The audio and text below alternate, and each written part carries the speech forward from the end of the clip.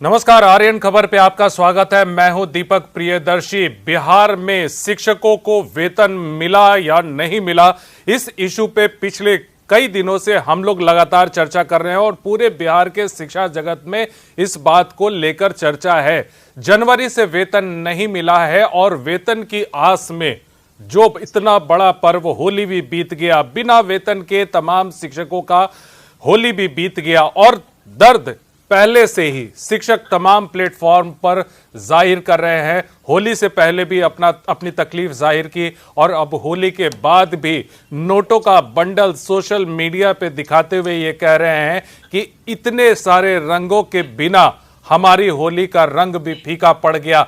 लेकिन इसी बीच इस जानकारी मिली कि कई ऐसे शिक्षक हैं, खास करके नियोजित शिक्षक हैं, उनको वेतन मिला, कुछ को मिला, कुछ को नहीं मिला। ये अजीबोगरीब स्थिति है। इसी मुद्दे पे चर्चा करने के लिए हम लोग यहां मौजूद हैं। हमारे साथ इस समय 3 वरिष्ठ शिक्षक प्रतिनिधि हैं। राष्ट्रीय स्तर पर शिक्षकों का प्रतिनिधित्व करने वाले शैलेंद्र कुमार शर्मा जी हैं, वहीं प्राथमिक शिक्षक संघ से आनंद मिश्रा जी हैं और वहां पे तिरहुत बेल्ट में तमाम शिक्षकों का प्रतिनिधित्व करने वाले लखनलाल निषाद जी हैं। सबसे पहले शैलेंद्र जी, आपसे जो अभी वर्तमान स्थिति है, जानकारी मिली कि कुछ शिक्षकों को वेतन मिल गया, खास करके नियोजित शिक्षकों को, लेकिन जो राज्यकर्मी बनने गए थे, जो विशिष्ट शिक्षक बने, उन्हें वेतन नहीं मिला और बिना वेतन के ही होली बीत गया।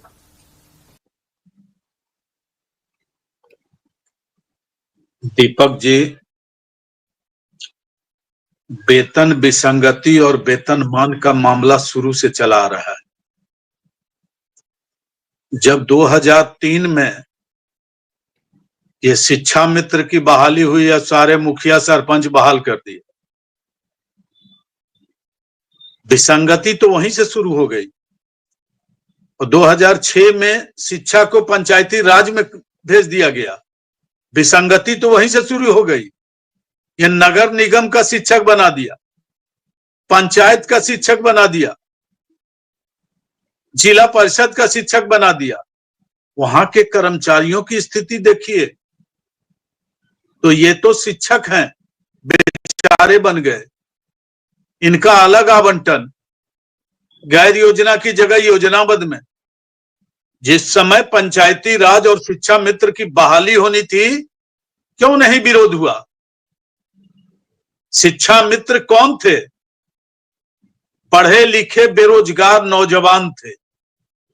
1500 पर बहाली हो गई और 1500 के ललक में सब चले गए। किसने बहाल किया? त्रुटिपूर्ण बहाली हुई, सरकार के निर्धारित नियमों की अवहेलना की गई, परिवारवाद और क्षेत्रवाद और जातिवाद का नंगा नाच हुआ और पंचायती राज में उससे भी बदतर स्थिति हो गई। नियोजन में डिग्री दिखाओ, नौकरी पाओ। विद्यालय सेवा बोर्ड का ही छोटा मोटा गठन हो जाता, एक कमेटी बन जाती सरकार के स्तर से। ये सैद्धांतिक तौर पे ये बातचीत, ये मैं इस चीज को भी मानता हूं, लेकिन विसंगति ये है कि कुछ को मिलता है मान के मामले में और वेतन के लाले तो उसी समय, जबकि आपकी योजना मद में किया गया, कोई नियमावली नहीं बनी, कोई सेवा शर्त नहीं हुआ और आज उसका परिणाम और बदतर होगा। आज कुछ नियोजित शिक्षक कुछ जिलों में आवंटन ले लिए, कुछ जो शिक्षक प्रतिनिधि हैं सचिवालय से आवंटन लेके भेज दिए और वाहवाही लूट रहे हैं। और कुछ जिलों में अभी जो विशिष्ट शिक्षक हैं, बेचारे पहले नियोजित शिक्षक थे, परीक्षा दे दिए, बीपीएससी से शिक्षक टीआरई 3 के जो हुए हैं उनको अब बंदिक मिल गया। वेतन कब से मिलेगा? वेतन का क्या होगा उनका? कहां वो अभी हैं? केवल अब बंदिक बांट दिए। जमीनी स्तर पे जमीनी स्तर पे अभी काम कर रहे हैं। यहाँ पे 2 शिक्षक हैं और शिक्षक नेता भी हैं, शिक्षकों के हक की बात भी करते हैं और उसके लिए लड़ाई भी लड़ते हैं। उनसे पूछते हैं। आनंद मिश्रा जी, आपने भी विशिष्ट शिक्षक बनने के लिए परीक्षा दी, राज्यकर्मी बन गए, वेतन आपको मिला या नहीं मिला? पहले इस सवाल का जवाब चाहिए। बिहार के कतिपय शिक्षकों को अगर छोड़ दिया जाए 2-4%, तो किसी भी विशेष शिक्षक को वेतन नहीं मिला और हम भी उसी श्रेणी में आते हैं। बिहार के किसी भी विषय शिक्षक को वेतन नहीं मिला। अगर एक दो छोड़ दिया जाए, जैसे बस, गोपालगंज इस सवाल का इतना ही जवाब था। दूसरा सवाल ये मैं आपसे पूछ रहा हूं, अब उसका जवाब आप डिटेल से दीजिएगा। आप शिक्षक के नेता हैं, शिक्षकों के हक की बात करते हैं, शिक्षकों के हक की लड़ाई लड़ते हैं। आप अपने लिए वेतन नहीं करा पाए, आप शिक्षक तो अपनी बात आपके पास ले जाएंगे, अपने नेताओं के पास। कैसे उनका होगा गुजारा शिक्षकों का, जिन्होंने आपको अपना प्रतिनिधित्व सौंपा है? बिल्कुल, ये शिक्षकों के लिए और शिक्षक नेतृत्वकर्ताओं से ज्यादा सरकार के लिए शर्मसार करने की स्थिति है कि होली जैसे महान त्योहार के अवसर पे भी अगर उनके किसी भी कर्मी को वेतन उपलब्ध नहीं होता है, तो सरकार के लिए, जो हमारे अभिभावक है, उनके लिए शर्मसार करने की स्थिति है। कोई शिक्षक नेतृत्वकर्ता के बस में तो है नहीं कि वो जाकर के वेतन भुगतान कर दे। अभी जो राज्य कर्मियों का जो स्थिति बनी हुई है, ये सतत चलने वाली प्रक्रिया तो है नहीं। ये प्रथम बार वेतन भुगतान कराने का एक प्रयास था। हम लोगों ने भी बहुत जोर लगाया, सरकार भी टेक्निकली कुछ सुधार करने के लिए 20 दिन पहले ही एक पत्र जारी किया था कि मूल वेतन पे ही सबको जल्दी से जल्दी वेतन भुगतान कर दिया जाए। एक आदेश आया था कि बाकी जो राशि, बकाया राशि होगा, अंतर राशि होगा, उसका भुगतान बाद में किया जाएगा फिक्सेशन करते हुए। लेकिन सरकार अपने ही आदेश को पूर्ण नहीं करा पाई। ये शर्मसार करने की स्थिति। आपके पास फिर आते हैं आनंद जी। लखन जी, सवाल यह है कि शिक्षकों को, कुछ शिक्षकों को वेतन मिला, कुछ शिक्षकों को वेतन नहीं मिला। तो आपको क्या लगता है कि जिन्होंने राज्यकर्मी बनने के लिए परीक्षा दी उन्हें अफसोस हो रहा है, और जिन्होंने नहीं दी उन्हें लग रहा है कि हम जहां थे वहीं ठीक है? नहीं भैया, हमारे मुजफ्फरपुर जिला में भुगतान नहीं हुआ है, और भी कई जिला का जो है कि हमने समीक्षा किया है। जो हमारे वहाँ जिलाध्यक्ष से बात होती है, वहां भी बहुत सारे नियोजित शिक्षकों का जो है भुगतान नहीं हुआ।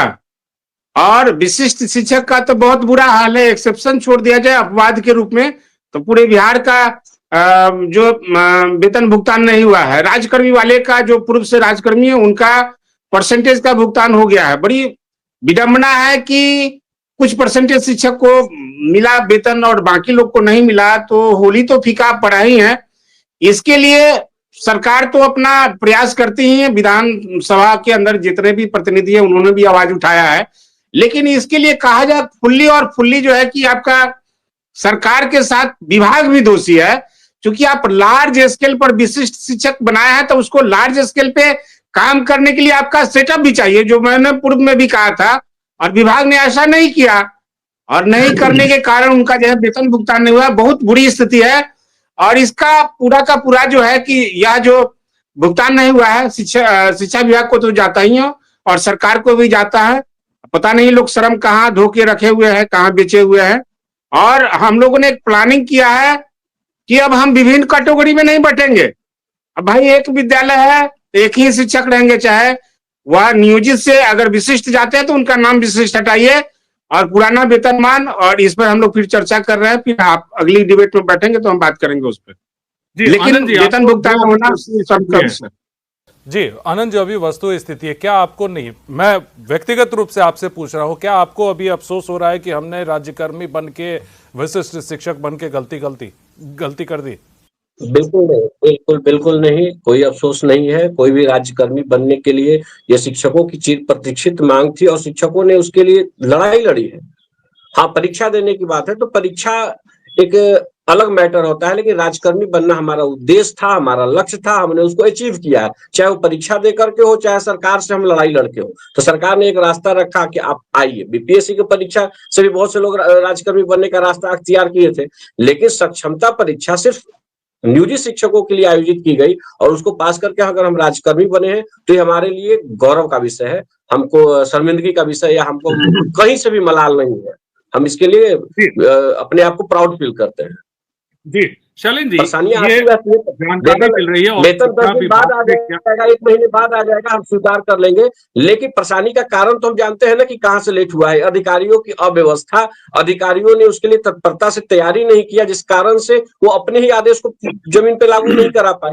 लेकिन इसके लिए हम अफसोस में नहीं है, हमें गौरव का विषय है कि हम राज्यकर्मी बने हैं।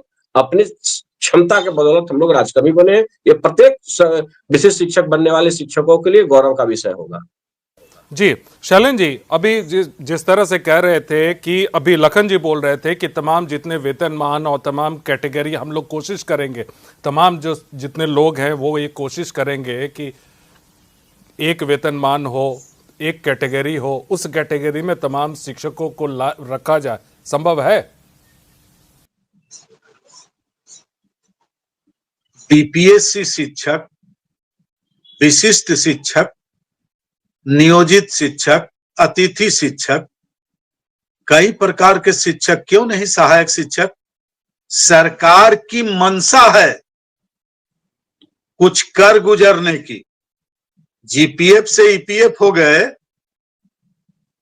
और ओपीएस से एनपीएस हो गए, वेतनमान की जगह वेतन हो गया, वेतन पूर्ण वेतन के जगह वेतन विसंगति हो गया। सारे इनके जितने एक्टिविटीज हैं, जितनी सेवा शर्त और नियमावली है, उसकी धज्जियां उड़ रही है और तमाम शिक्षक जो हैं बट गए हैं। जैसे अभी बिहार माध्यमिक शिक्षक संघ मार्च में धरना का कार्यक्रम करने जा रही है, जब सरकार के कार्य सारे पूर्ण हो गए। अभी वो जातीय जनगणना की बात करेगा तो सारे शिक्षक उसमें हो जाएंगे, बहिष्कार नहीं करेंगे या एकजुट होने की बात जरूर करेंगे। हम शिक्षक बिहार के एकजुट हैं, लेकिन बिहार माध्यमिक शिक्षक संघ अलग डफली मार्च में कहां बजाएगा? सारे जिला मुख्यालय पर धरना देगा अपने संघ भवन में। संघ भवन में आप क्या कर लेंगे? कौन सी ताकत आप में है? क्यों अलग अलग बटे हुए हैं? क्यों नहीं माध्यमिक को लेकर चलते हैं? क्यों नहीं कर्मचारियों को लेकर चलते हैं? आज जितनी भी सफलताएं शिक्षकों को मिली है या कर्मचारियों की, सब एकजुट रहे हैं और एकजुट होकर संपूर्ण आंदोलन का आह्वान करते थे। आज स्थिति है कि हमको वेतन नहीं मिला, नियोजित वाले कह रहे हैं हमको वेतन भुगतान हो गया, बीपीएससी वाले कह रहे हैं कि हमको तो वेतन भुगतान हो गया। नियोजित पर एक क्वेश्चन है जिस पर आपसे जानकारी चाहेंगे शैलेंद्र जी, लेकिन इस इशू पे अभी चूंकि लखन जी बोल रहे थे, हम लोग अभी ही बात करेंगे लखन जी इस पर, क्योंकि इससे रिलेटेड इशू है। जो आप कह रहे थे कि सब लोग मिलके करेंगे, कैसे मिलेंगे? आप कहते हैं, आपने भी इससे पहले भी कहा था कि सारे शिक्षक एकजुट है, लेकिन शिक्षक कह रहे हैं कि आप ही टुकड़े में बटे, नेता टुकड़े में बटे, सबकी विचारधारा अलग है, सबके पीठ पर पॉलिटिकल बैकग्राउंड है, कैसे एकजुट होंगे? कैसे एक प्लेटफॉर्म पे आएंगे आप? हम लोग आएंगे, यह आजादी का विषय है और मान स्वाभिमान के लिए हम लोग आगे बढ़ने को तैयार है। और जैसे देश आजाद हुआ था उसी तरह शिक्षकों के मान सम्मान की आजादी के लिए हम लोग एक प्लेटफॉर्म पे आएंगे। ना कोई विशिष्ट रहेगा, ना कोई नियोजित रहेगा, ना कोई बीपीएससी रहेगा, ना कोई अतिथि शिक्षक रहेगा। इसके लिए सारा व्यवस्था हो रहा है और आजादी की लड़ाई में सभी लोगों की भागीदारी होगी, फिर हम आजाद होंगे। जब सरकार ने इसको कैटेगरी में बांट दिया है, आप कैसे एक अपनी मर्जी से सबको एक कर लीजिएगा? तो अपनी मर्जी नहीं होगी, जो भी प्रमुख संगठन करता है और सभी संगठनकर्ता को हम लोग एक प्लेटफॉर्म पे लाने का इंटरनली व्यवस्था, मैं बार बार बोल रहा हूँ कि इंटरनली व्यवस्था हमारी हो रही है। और मान लिया जाए कि अध्यापक, तो अध्यापक ही रहेंगे प्राथमिक में, जो मध्य विद्यालय होगा उसमें भी अध्यापक ही रहेंगे। जैसे हाई स्कूल होगा उसके लिए जो नाम जो होगा उसके लिए वो भी रहेंगे, लेकिन ना कोई विशिष्ट रहेगा, ना कोई नियोजित रहेगा। सभी लोग राज्यकर्मी के रूप में होंगे और अध्यापक के रूप में होंगे। पुराना वेतनमान की लड़ाई इंटरनली संगठन ने जो है कि चर्चा किया, उसमें पुराना वेतनमान की बात हुई है। आपको लगता है ये प्रैक्टिकली संभव है? लेकिन नाम में क्या रखा है? नाम कुछ भी रहे, सरकारी शिक्षक बनने में ही ज्यादा भलाई है। और सबको एक मंच पे आ जाए, सबको अगर एक तरीके से काम करेंगे तो ये सुखद पहलू होगा। बिहार के शिक्षकों के लिए बहुत बड़ा ऐतिहासिक पल होगा अगर इस तरह की गतिविधि होती है। और शिक्षक संगठनों के दबाव में आकर के जो विभिन्न तरह के नाम और कैटेगरी सरकार ने बांटा है, अगर उसको दूर करने में सक्षम होते हैं, लेकिन एक कठिन है, लंबी लकीर खींचना होगा। इसके लिए तैयारी जोरदार होनी चाहिए। क्योंकि मैंने डिबेट्स में ही देखा है कि एक ही इशू पे अलग अलग राय बनती है और बार बार ये कहा जाता है, सब लोग इस चीज को मानते हैं कि पॉलिटिकल कहीं ना कहीं एक बैकग्राउंड सभी संगठनों के पीछे है। और जब भी कोई आंदोलन होता है और उस आंदोलन में फ्रंट लाइन पे थोड़ी देर के बाद जो है वो पॉलिटिकल लोग आ जाते हैं, कैसे आप एक मंच पे लाने की कोशिश करेंगे? सैद्धांतिक रूप से आप बोल सकते हैं कि हाँ हो सकता है, कैसे? जी जी बिल्कुल, पॉलिटिकल बैकग्राउंड के चलते ही शिक्षकों का कहीं ना कहीं ह्रास हुआ है। जो शिक्षक हित की बात करते हैं, जो शिक्षा के हित की बात करते हैं, वो जो शिक्षकों के साथ जुड़ के काम करते हैं वो शिक्षक संगठन है। और पॉलिटिकल बैकग्राउंड जिनका है उनसे तो हम बहुत ज्यादा उम्मीद नहीं रख सकते, क्योंकि अपने राजनीतिक दल के सत्ता पाते ही वो लोग चुप्पी साध लेते हैं या उनकी बातों में यस नो करने लगते हैं। और जब विपक्ष की सत्ता आती है तो सड़कों पे जोरदार आंदोलन शुरू हो जाता है, हड़ताल भी होने लगता है। तो ये चीजें शिक्षक भी समझते हैं और शिक्षक नेतृत्वकर्ता भी समझते हैं। लेकिन कहते हैं ना कि जब बड़ा लक्ष्य हो, जैसे लखन जी ने कहा ना कि देश की आजादी की बात है, तो छोटी छोटी रियासतों को इग्नोर करके देश के आजादी के लिए लड़ाई लड़ी गई थी। तो छोटे छोटे मतभेदों को भुला करके अगर बड़ी लड़ाई लड़ी जाएगी, तो हम कह रहे हैं ना कि समान कार्य समान वेतन के लोग लड़ाई लड़े थे, राजकर्मी की लड़ाई लड़े थे। अब तरीका अलग हो, पहुंचना हमको दिल्ली है, पहुंचना हमको आजादी है, तो उसके लिए हम पहुंच सकते हैं, कोई अप्रत्याशित बातें नहीं है। लेकिन मैंने बोला ना कि डगर कठिन है, और इसके लिए देखते हैं कितने निष्ठावान लोग तरीके से आते हैं, अपना अहम, अपना स्वार्थ को त्याग करके। अब कोई अभी जो वर्तमान स्थिति बनी हुई है कि आप लड़ाई लड़ेंगे, आंदोलन होगा, सरकार से आप मांग करेंगे। सरकार ने यहाँ पे शिक्षकों के सबसे बेसिक चीज पर ही चोट किया हुआ है कि वेतन रोक दिया। माफ कीजिएगा, हो सकता है कि टेक्निकली ये गलत हो, किसी भी कारण से 3 महीने से वेतन नहीं मिला है। अभी वेतन में शिक्षक तमाम चीजों के लिए संघर्ष करे या फिर अपने वेतन के लिए, अपने घर गृहस्थी और गुजारे के लिए संघर्ष करे? व्यक्तिगत रूप से संघर्ष करने से बढ़िया है, और व्यक्तिगत स्वार्थ के लिए जहां वेतन का सवाल हो जाता है, सिर्फ वेतन का, तो समाज में भी बैठे लोग सब देख रहे हैं, ये सिर्फ वेतन वेतन करता है। और पैसों की जहां बात होती है, वेतन की बात होती है, वहां समाज भी आपका विरोध डटकर करेगा। और सारी समस्याओं को लेकर करना होगा। जुझारूपन लाने के लिए बहुत बड़ी त्याग की आवश्यकता है। 2/10/80 के पूर्व का आंदोलन, परिक्षमायन अवधि में अभी लोग हैं, जेल जाने को तैयार होंगे, सरकार के खिलाफ जाने को तैयार होंगे, कई कैटेगरी में बटे हुए हैं। परिक्षमायन अवधि होगी उनकी, प्रशिक्षण अवधि होगी उनकी, आचार संहिता लागू होने जा रहा है। ये स्थिति, और सरकार के पक्ष में भी न्यायालय आता है, सरकार के निर्णय के अनुसार भी न्यायालय कार्रवाई कर रही है। मैं तो कई मुद्दों पर देख चुका हूं, समान कार्य समान वेतन, यहां से सुप्रीम कोर्ट तक हुआ डिसीजन, और सरकार विपक्ष में चली गई कि मेरे सिद्धांत के खिलाफ कोई शिक्षक नेता जो है खड़ा हो गया है, शत्रुघ्न प्रसाद सिंह कॉमरेड, और सारा टाई टाई फीस हो गया, गुड़ गोबर हो गया, जीती हुई बाजी हार गया लोग। क्यों? सैद्धांतिक लड़ाई के चलते। वैसे ही कोई राजनीतिक दल का सक्रिय नेता हमारा नेतृत्व करने चला आएगा और हम लोग उसके पीछे हो जाएंगे। उनका जब तक बहिष्कार नहीं होगा, किसी भी राजनीतिक दल का समर्थक हो सकता है, लेकिन सदस्य अगर है और अगर किसी पार्टी का नेतृत्व करता है, उसका विरोध होना चाहिए शिक्षकों के संगठन में। किसी दल के राजनीति का कोई सदस्य नहीं। और आज मैं आपके डिबेट पर बैठता हूं दीपक जी, तो लोग मुझे भाजपा का एजेंट कहते हैं, कुछ कहते हैं सरकार के एजेंट हैं। अरे मैं स्पष्ट बात करता हूं, मैं किसी राजनीतिक पार्टी का सदस्य नहीं हूं, और यही कारण है कि बिहार माध्यमिक शिक्षक संघ में अकेला मैं विरोध करता हूं। अगर मैं भी किसी राजनीतिक दल का सदस्य होता तो मैं विरोध करने लायक नहीं होता, मैं विकलांग के रूप में काम करता, और किसी भी राजनीतिक दल का मैं सदस्य नहीं हूं, और किसी भी राजनीतिक पार्टी के शिक्षक प्रतिनिधि का मैं पिछलगुआ हूं। आज अभी देखिए होली का व्हाट्सएप आ रहा है शुभकामना, उसमें लिखा हुआ है फलाना शंकर जी विशिष्ट शिक्षक, फलाना मोहन बीपीएससी शिक्षक। क्या बात कर रहे हैं? अरे एकजुट हो, सहायक शिक्षक के रूप में आओ, एक बुद्धिजीवी के रूप में आओ, और अपने संगठन, अपने भविष्य को बनाने के लिए एकजुट होना पड़ेगा जी। राजनीति नहीं करनी। आखिरी रिएक्शन आपसे चाहते हैं, क्योंकि जब भी डिबेट हो रहा है उन डिबेट्स में आपने कहा कि हम लोग अभी पूरी तैयारी कर रहे हैं, गुपचुप तरीके से तैयारी कर रहे हैं। ठीक है, तैयारी कर रहे हैं गुपचुप तरीके से, आपका जो भी तरीका हो वो आपको ज्यादा पता होगा, लेकिन जिस तरह से आपके दोनों वरिष्ठ हैं, कह रहे हैं कि राजनीतिक हस्तक्षेप जो होता है वो आंदोलन को बर्बाद करता है। क्या आप लोग जो तैयारी कर रहे हैं, आप ये मानेंगे कि इसमें राजनीतिक हस्तक्षेप नहीं हो?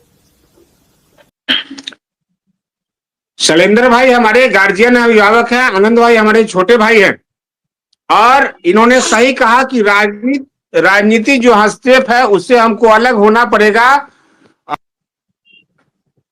चूंकि बार बार ये चर्चा करते हैं शैलेंद्र भाई, तो इस बार हम लोग जो वो बैठक होगा उसमें डालेंगे कि जो भी किसी पार्टी से आपको एमएलसी बने हैं वो जो है कि उसमें सम्मिलित नहीं होंगे, सभी संगठन के लोग सम्मिलित होंगे, और सम्मिलित होंगे उसके लेके साझा निर्णय तैयार होगा। और वो बोले ना कि उसमें विशिष्ट है, चाहे नियोजित है, चाहे अतिथि है, ऐसा कुछ नहीं, बस एक सहायक शिक्षक के रूप में करना है, पुराना वेतन मांग करना है, और यह चुनाव से पहले स्टैंड करना है। पूरे बिहार में हम लोगों ने ऐसा घूम घूम के सभी शिक्षक को आमंत्रित करेंगे पटना के लिए। इसका भी प्लानिंग हो रहा है कि किस जिला में कौन लोग करेंगे, ऐसा तुरंत विधान परिषद के बाद होगा और सब चीज व्यवस्थित होगा, ऊपर वाला चाहेगा।